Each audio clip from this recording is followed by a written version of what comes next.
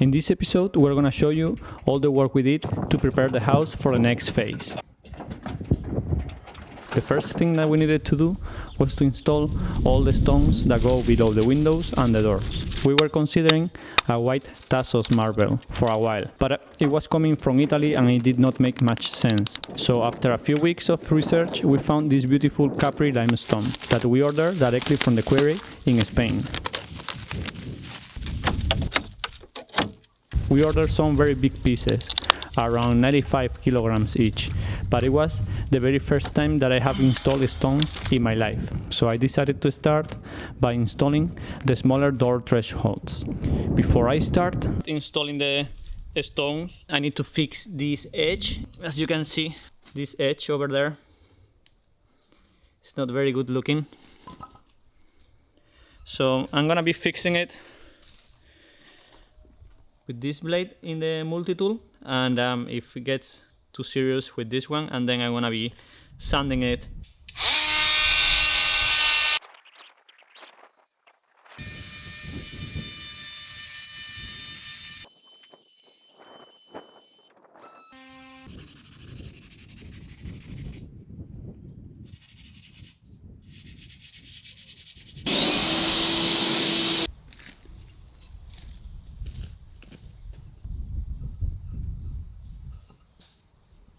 Now the connection looks very nice, so I went around the house and did the same to all other doors and windows. I only filmed this last one that was very bad looking, but after a few minutes working on it, it came out beautiful.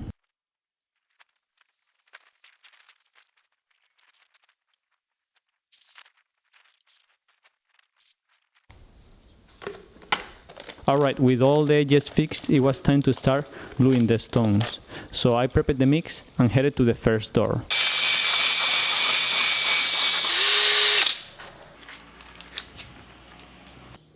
I started by this door,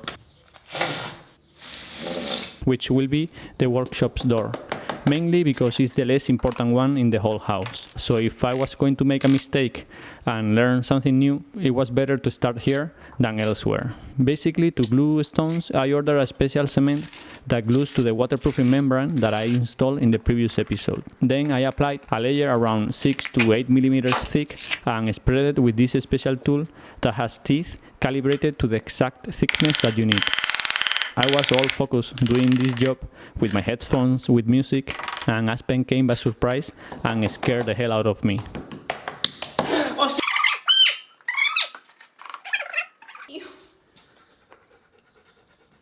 Eugenie had come to see the first stone with him, but I could not stop because once you mix the cement, you only have a few minutes before it cures. By the way, ideally, I would have liked to have this threshold in one continuous piece, but unfortunately they will not cut pieces this long, and to make sure that the line between the two pieces is nice and even, I use these spacers that calibrate both the thickness of the line that you make in between both pieces and that both stones are perfectly aligned.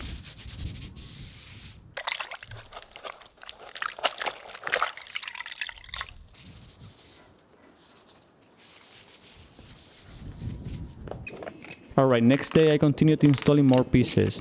This one is for the shower window. We're going to be installing a fixed window here inside the shower that will be facing a private patio.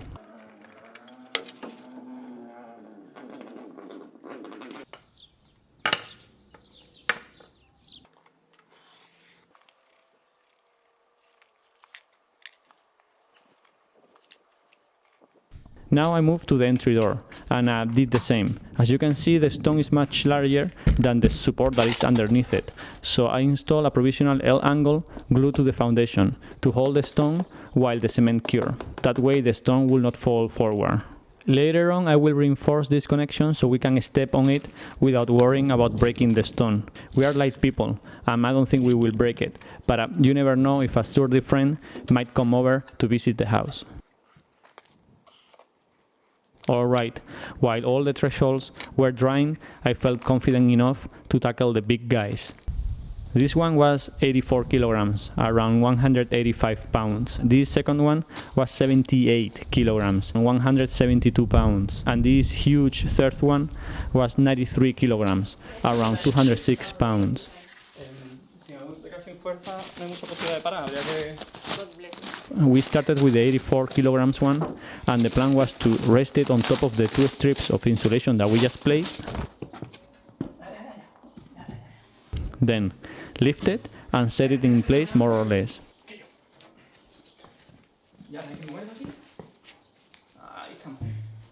And while Eugenia holds it vertically, I will apply the cement in the lower face of the stone.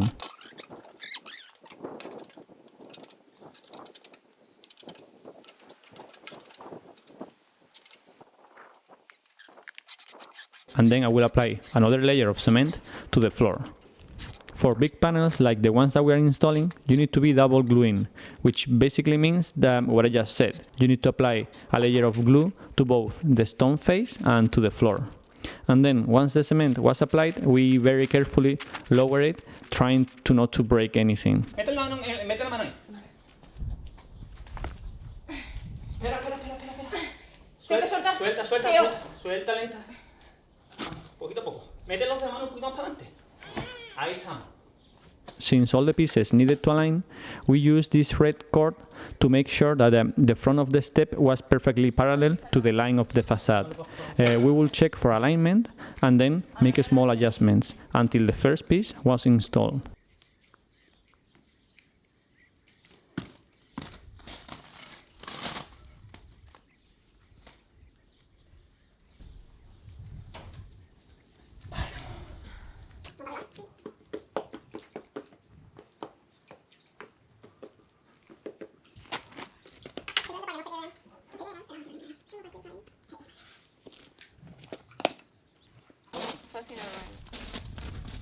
Now time for the second one. The process was more or less the same, with the only difference that we could not step on the freshly installed one. And also that we installed the spacers to make sure that the line between both pieces was nice and that both stones were at the same height.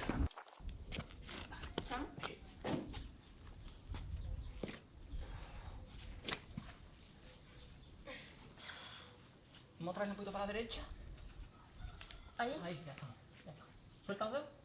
Vale. Eso es más fácil. We then will use the red cord again to make sure that both front faces were perfectly aligned and made adjustments until they actually were. Vale, y ahora vamos a traer la línea.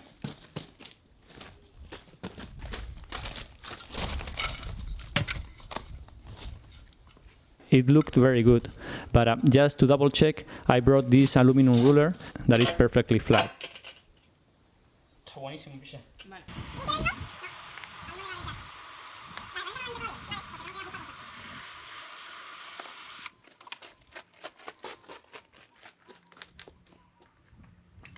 I then install all the shims of the spacers to force both stones to be aligned at the top, while Eugenia was getting everything ready for the biggest piece.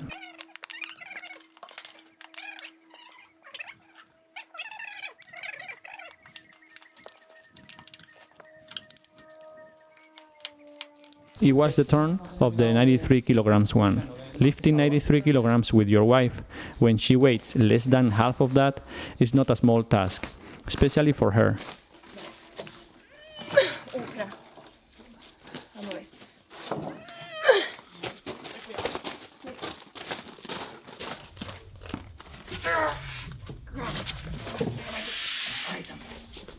Levantamos.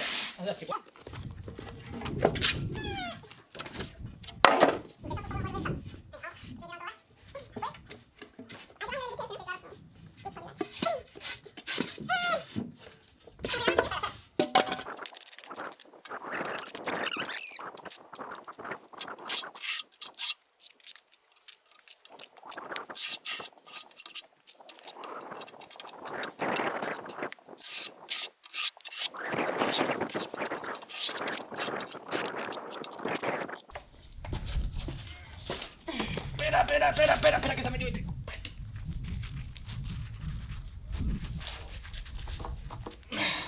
¿Estamos? No, un momento, mano, por favor. Vamos. ¿Suelto? Sí.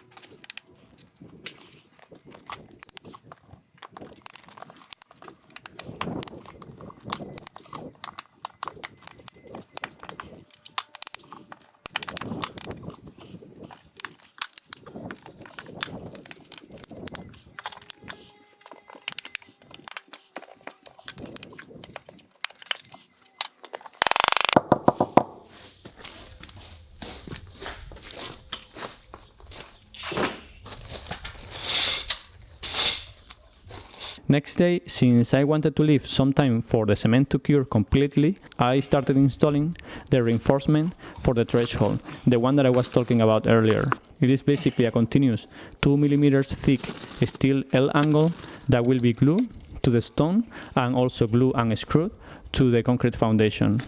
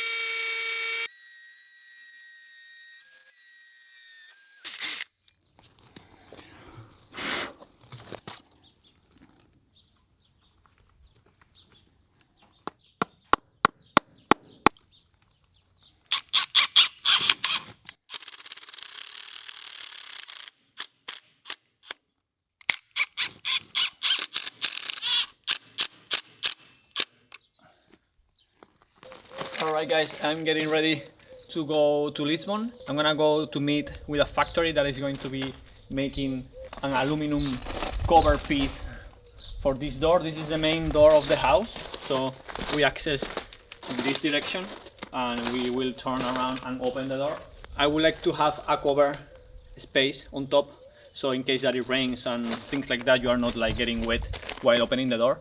And I designed in 3D a piece that I want, and I have been speaking with a manufacturer to be able to build it. At the beginning I wanted to do it with the steel, but it would be like extremely heavy. It was like, I don't know, 300 kilograms, so we decided to go and switch it for aluminum.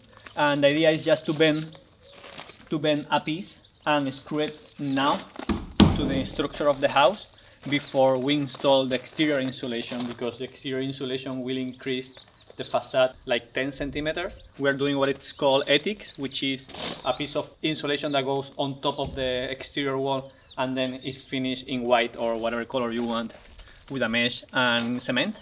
But in our case, since this piece is going to be heavy and it's going to be just hanging from the structure, I think it's better to screw it directly to the structure instead of screwing it through the insulation and to the structure. And also that way we will only see the flat piece sticking out and we won't see the return, because the return will be covered by the insulation. I don't know, maybe it doesn't make sense right now what I'm saying, because it's a little bit hard to explain. Now I just need to rush because I need to get there in like 1 hour and a half. This is the machine that was going to be bending the plate.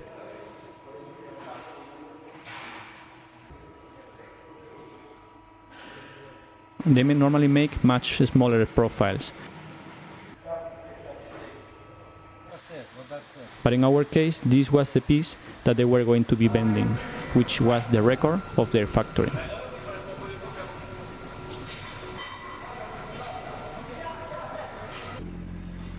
Unfortunately, we could not bend it that day because we ended up making some changes, so I was not able to film the process because I didn't have the chance to go back. But here I am, the day that the metal awning came, and I'm taking it with the tractor to the house.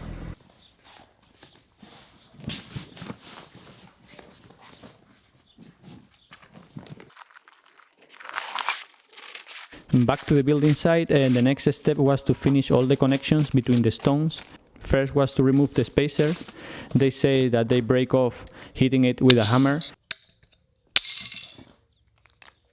But doing it that way, the black shims were scratching the stones a little bit, so I decided to remove them by hand and then break off the spacer with the pliers.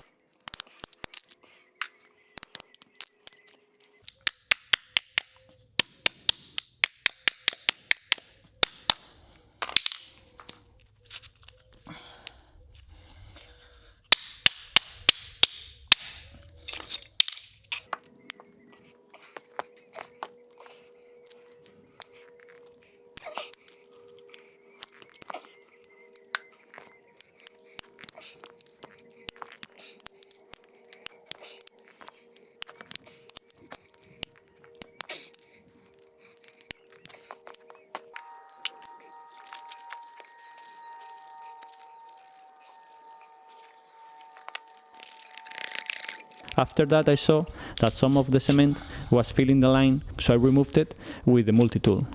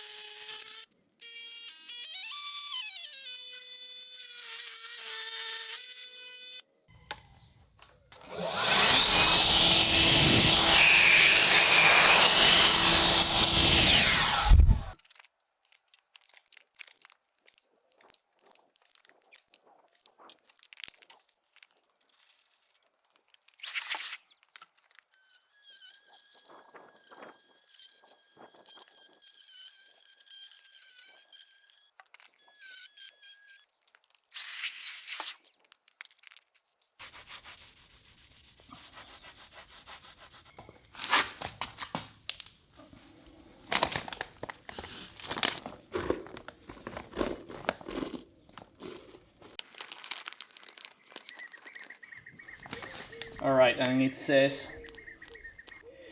1.6 liters for a whole bag, which is 5 kilograms. 1.6 liters divided by 5 kilograms. And I have 1 kilogram 516 grams. So I need 0 liters 48. So like half a liter.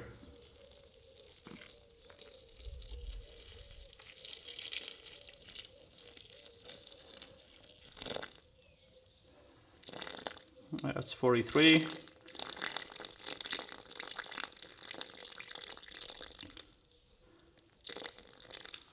$48.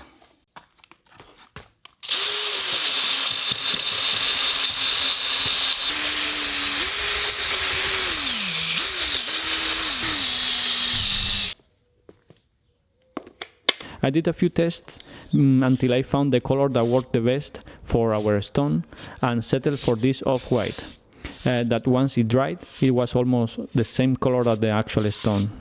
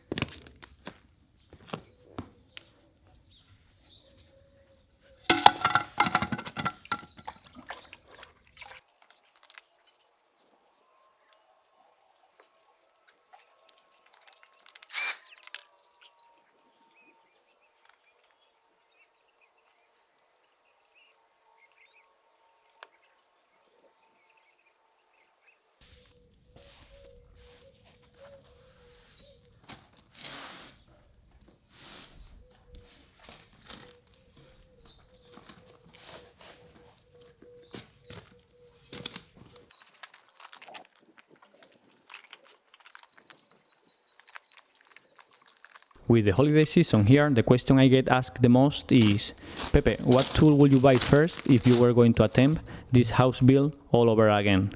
And the answer is always the same, the Anker Solix C1000. I started using it more than a year ago, mainly using it as my primary source of electricity for the building site. I installed it inside the building site shed, where it charges all my batteries at night, the 18 volts batteries, the 12 volt batteries, and my work headphones. I set a timer on the Anker Solix smart app control, so the battery turns off after everything is charged. And it is so small and light that I take it with me wherever I need electricity, like I have shown you in many examples, like when using tools that I have with cable, like the demolition hammer drills, the meter saw, or my Festool vacuum. It has never let me down, and it is powerful enough to run all of them, with 1056 watt-hour capacity and 1800 watts of output and 2400 watts of surge wattage via surge pad. I charge it here and there using the solar panels that we installed on top of our off-grid workshop. And when I see that it's going to be a sunny day, I plug it to an AC outlet.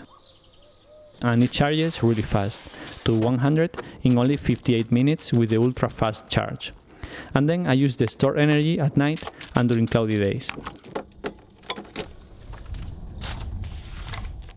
I have always enough, but they also have an expansion battery, which connects to the C1000, doubling its capacity to 2112 watts. If you are looking to get a battery and all this fits your needs, the C1000 is definitely a fantastic option. Small, light, powerful, and very well built. Modern house cabin approved. There is barely a scratch on mine for almost a year of abuse building with it. Get the Anker Solix C1000 to light up your holiday and save $500 now.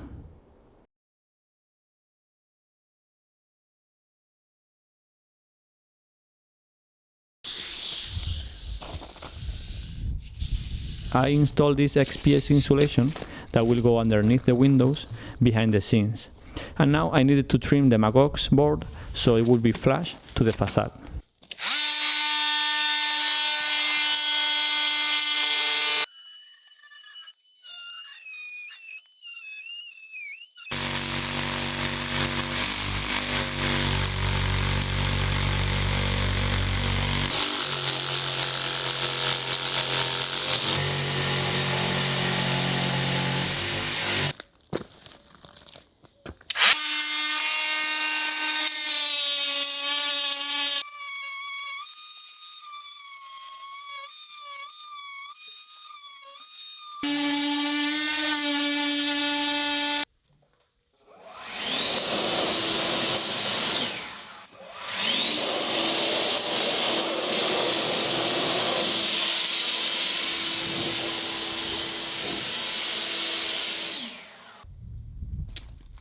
With that task done, I needed to finish installing the last stones. Unfortunately, this one came too long, so I needed to trim it. It was going to be my first time cutting a stone with the angle grinder.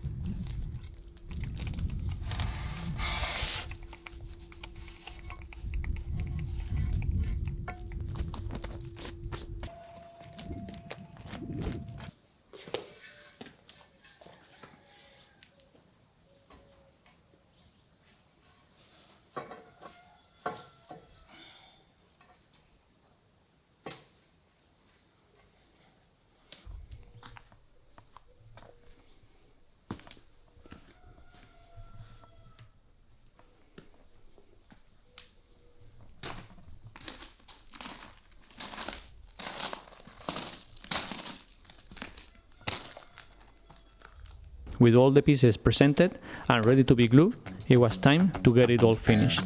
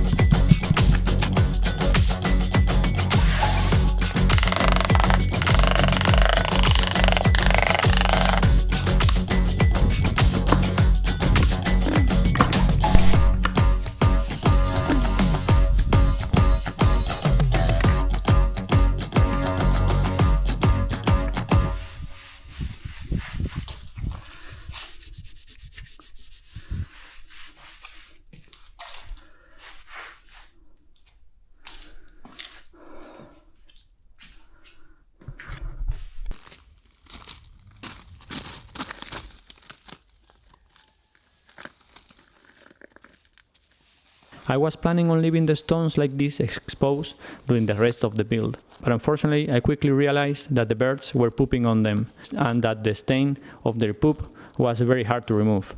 So I decided to treat the surface and seal the stone.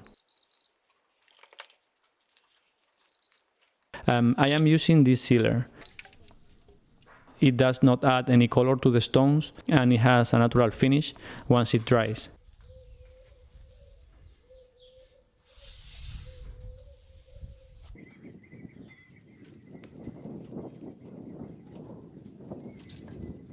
It can only be applied in the shade, so for this one I needed to wait for the sun to move in order to be able to apply it.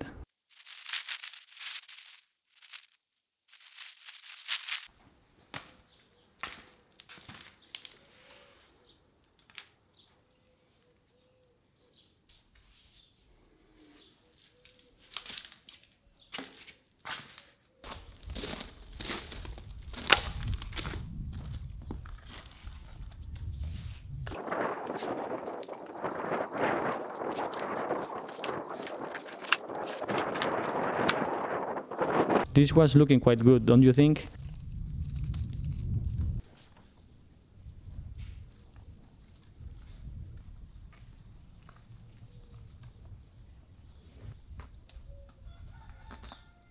I decided to give this veranda a good clean with a special cleaner.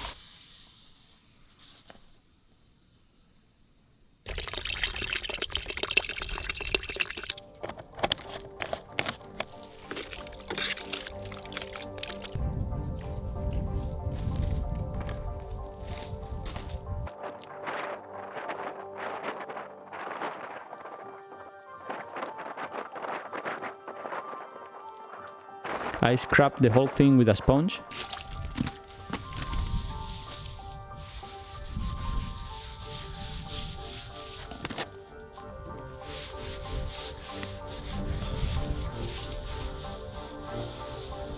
rinse it with clean water.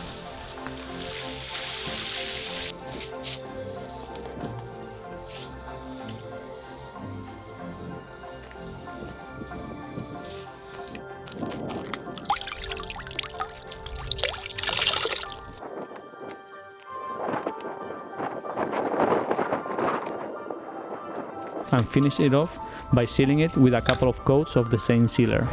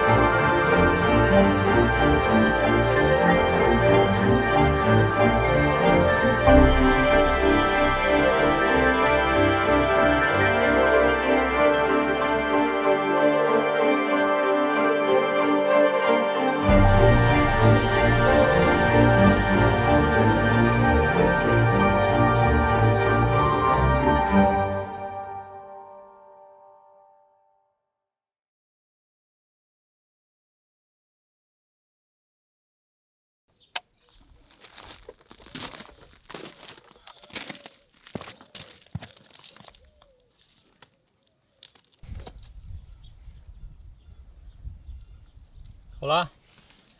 Hola, ¿qué tal? Todo.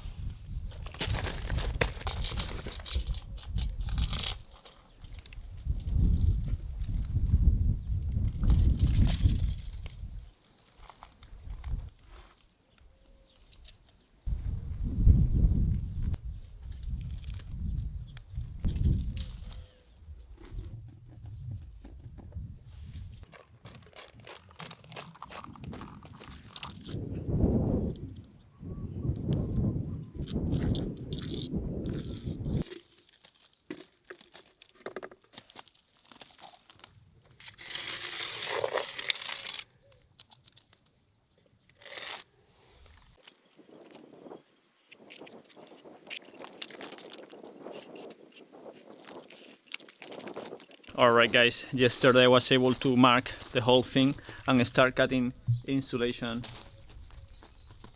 for the foundations. Basically what I'm gonna be doing today is to insulate the whole foundation, not the whole thing today because it's a lot of work, but in the next few days. The goal is to insulate 20 centimeters below the beginning of the walls, so the top of the concrete, then we go 20 centimeters down.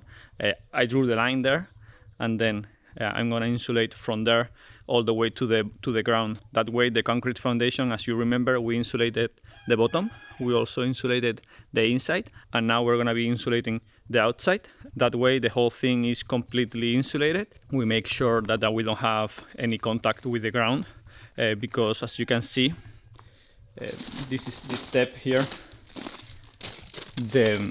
We're gonna be filling with dirt and gravel up to pretty much here. So this is the level of the entry of the house, and we're gonna be filling like up to, I don't know, if 3 centimeters below it. So this insulation is gonna be sitting here, and then there's gonna be a drain pipe here to collect all the water from there and take it to where we put the pipe the other day. I don't know if you remember. And that way any rainwater that we catch in all this area, in all the properties surrounding the house, then it's collected here and is taken to, in the future, tank that we're gonna be having for rainwater, and we keep all the water out of the house. That way we make sure we don't have any humidity getting close to to the house, and we keep all the water as far as possible from the house. And the reason why we're lowering it 20 centimeters below the top of the slab, it's because the actual insulation of the house, because we're going to be insulating the house from the outside, is called ETICS, which is External Thermal Insulation Composite System, which is like a fancy word to say that we're going to be putting insulation on the outside of the whole facade, on the outside of the wall. So it's going to be sitting on top of the maglox, sitting on top of the MGO board, and it's going to be glued to it and screwed to it. And then it's going to be 10 centimeters, so it's going to be a big piece of insulation. And then that board, that insulation goes all the way down to this line. So basically, once we have this XPS already installed in place, like so, then the ETICS is gonna go all the way to the bottom, and it's basically 10 centimeters. So this is not the material that we're gonna be using, but this is the same thickness. So put it here, just to show you how big the insulation is going to be.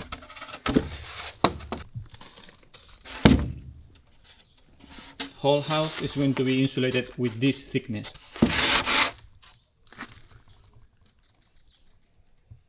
And here in the bottom, I'm just using 5 centimeters. And then once we have installed all the insulation on the outside and everything, all the panels are installed and glued to the facade, then we will do a stucco over it with a mesh. It's a very strong finish, and you know, the whole thing is going to be white. We are wondering whether to use, there are two types of finishes that we can, there are several types of finishes, but we are in between only two. One is a really smooth finish, which leaves it like, you know, like super smooth and super flat. And the other one has a little bit of texture in it, not too much, because it's gonna be like a very fine sand finish. We're in between the two. I don't know what you guys think. I think, well, Eugenia likes maybe the smooth one. I also like the smooth one, to be honest, but also I think that the building is already very minimal on the outside, as you have already seen. And I think adding a little bit of texture to the facade will make the design a little bit more warm, you know, as warm as this can get.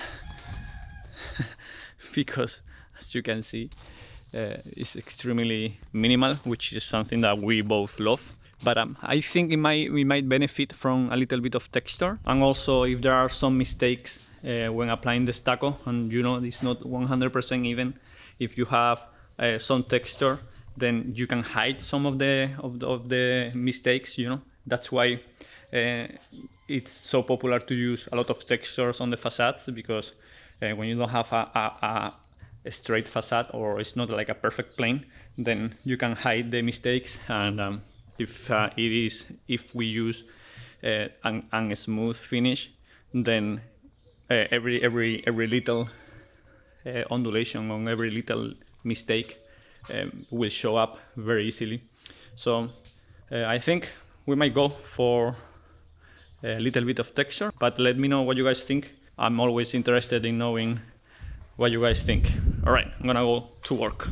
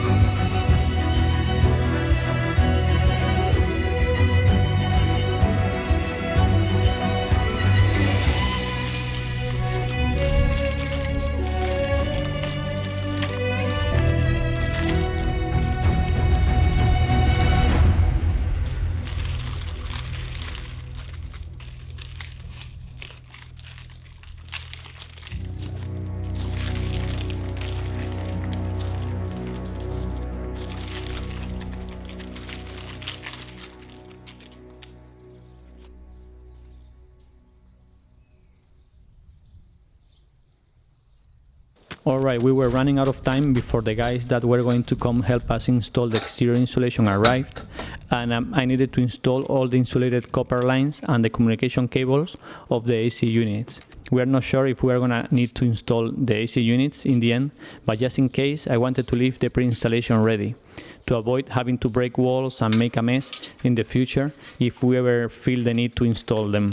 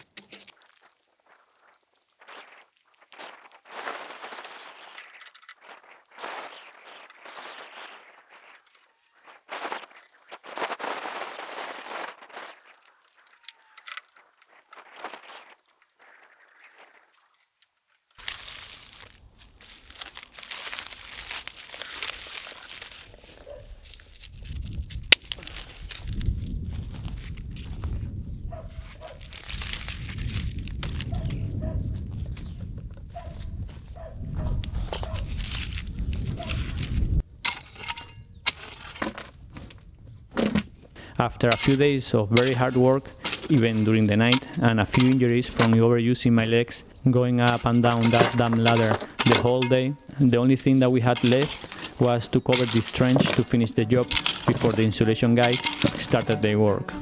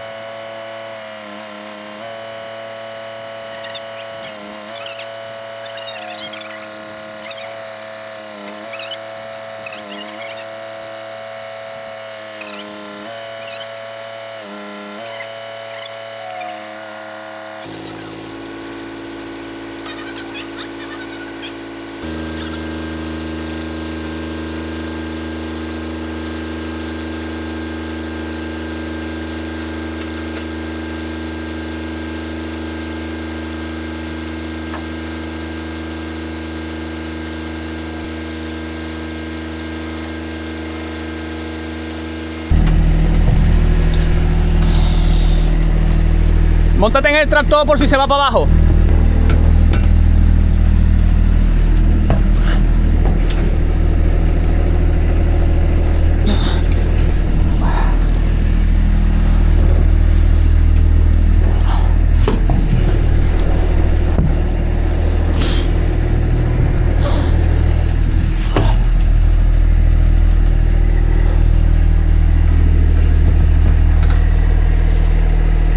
Vale, tienes que subirlo, Maru. La punta para arriba. La punta para arriba, no te vayas a equivocar, ¿eh? La punta para arriba si puede.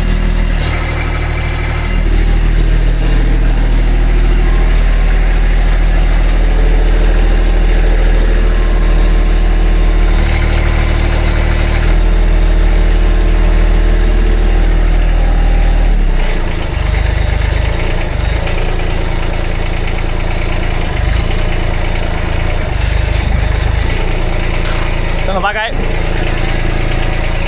Se nos va a caer.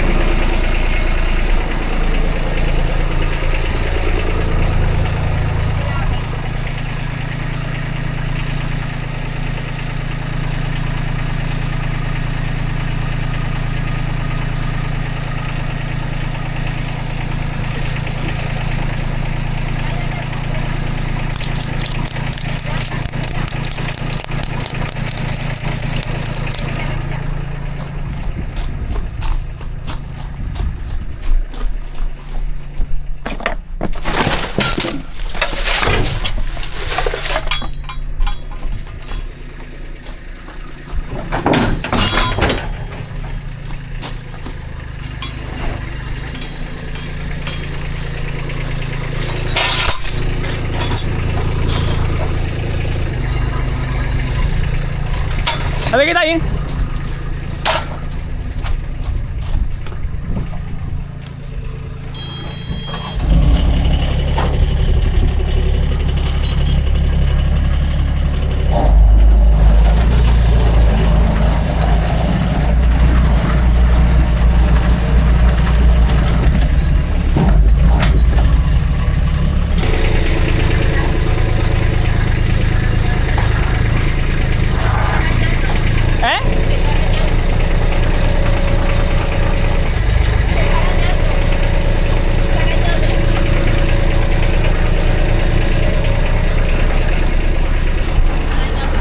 ¿Con qué? Con el tractor. ¿Dónde? Ahí. Ah. Es que se nos va a caer ya, o sea que. Sí, ya. Venga, ponla. Ya no, de ahí no lo bajamos ya. Dale con la retro para atrás, ahora. Momento, ¿eh? Momento, ¿eh?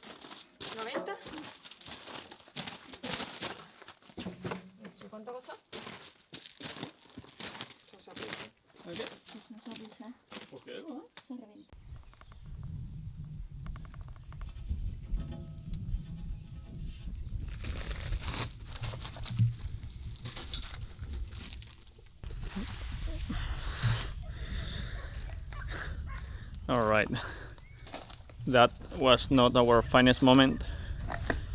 I could have died there, to be honest, for a moment.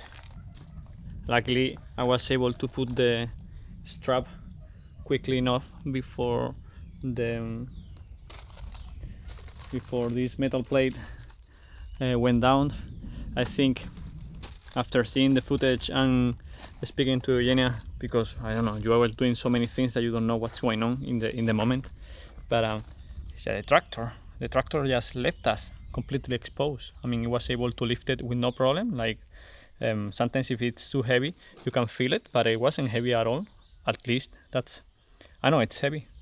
I know now that it was too heavy, but I didn't feel like it with the tractor. It was strong enough to lift it. But then once it was up, it started doing like this, and it wouldn't come back. So we were pulling to the lever to the left, which is what does this, and it wouldn't do anything, man.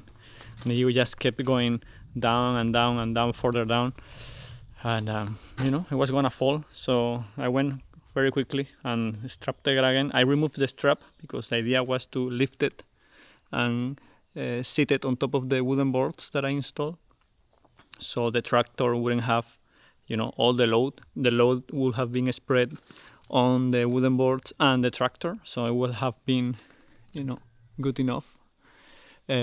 Just needed, I don't know, 15 more seconds of the tractor holding, but it did not hold, and we ruined the whole piece. I mean, we're gonna try to install it tomorrow though, but we're bummed out, to be honest, because it was looking super nice, super pristine, and now it's a scratch. But it is what it is. I mean, there is not much we can do. I know everything is gonna look very easy, especially for the pros on the keyboard, and you're gonna have a lot of suggestions of what we did wrong. But it's one thing to be watching it in the computer after I edit it, and after everything has happened, and you can see an edited version of the reality, because I didn't put the whole 10 minutes that we were trying to do this. But it's another thing to actually do it in person. It's more complicated to do things in person, especially when you are alone with your wife. So tomorrow, the guys that are gonna help me install the EPS on the outside of the house are gonna come early in the morning. They were going to start installing tomorrow the EPS, and since this piece has to go screwed to the wall before they put the EPS, I just contacted them and asked if they could help me tomorrow lift it up. I didn't want to do that because their job is just to install EPS. That's all they do. They do the EPS and they do the stucco on top of it. So they don't work on doing things like I'm doing, fitting a crazy huge covered metal plate.